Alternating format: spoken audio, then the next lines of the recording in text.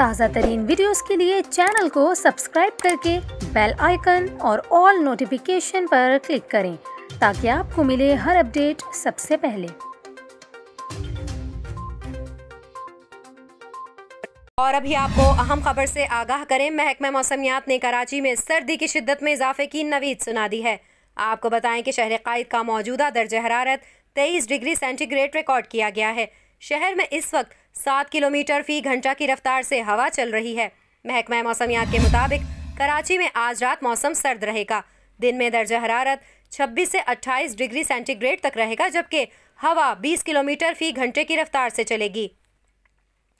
मरी, गलियात, गिलगित बल्तिस्तान, कश्मीर, शुमाली बलूचिस्तान और बालाई खैबर पख्तूनख्वा में भी मौसम शदीद सर्द होगा। महकमा मौसमियात के मुताबिक मुसलसल खुश्क मौसम के बाइस शदीद धुंध का सिलसिला खैबर पख्तूनख्वा और पंजाब में भी जारी रहेगा।